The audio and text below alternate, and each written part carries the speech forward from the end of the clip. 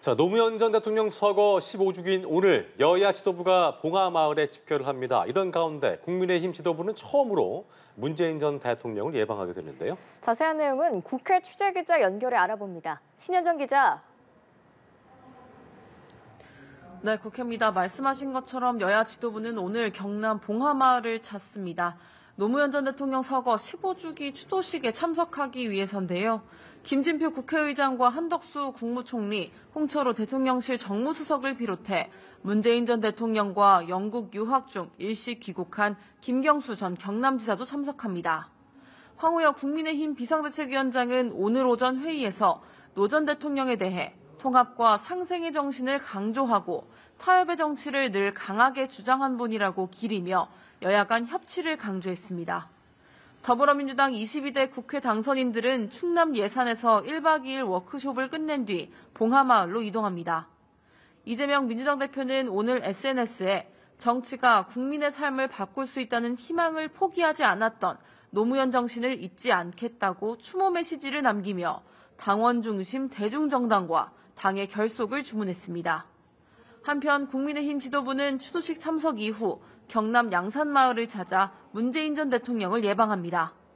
문 전 대통령이 퇴임한 이후 여당 지도부를 만나는 건 이번이 처음인데요.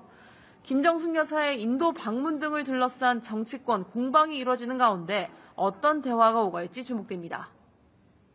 오는 28일로 예상되는 특검법 재표결과 관련해서 여야 신경전이 거세다고요. 관련 내용도 전해주시죠. 네, 김진표 국회의장은 오는 28일 여야 합의가 없더라도 본회의를 열어서 최혜병 특검법을 재표결에 붙이겠다고 밝혔습니다.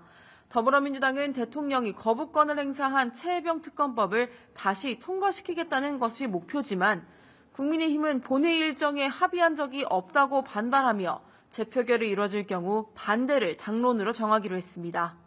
추경호 국민의힘 원내대표는 이재명 대표와 민주당은 특검법을 빌미로 탄핵의 길을 가겠다는 것이냐고 비판하며 국회의장을 향해서도 독단적 의사운영으로 오점을 남기지 않길 바란다고 지적했습니다.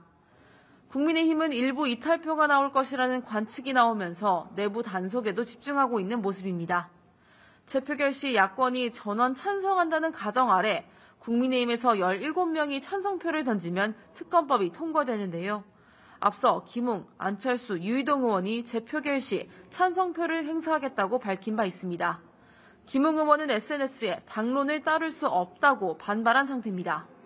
어제부터 1박 2일 당선인 워크숍을 진행한 더불어민주당은 결의문에서 대통령의 묻지마 거부권 행사는 국회의 입법권을 무력화하고 민주주의를 심각하게 훼손하고 있다고 비판했습니다. 지금까지 국회에서 전해드렸습니다.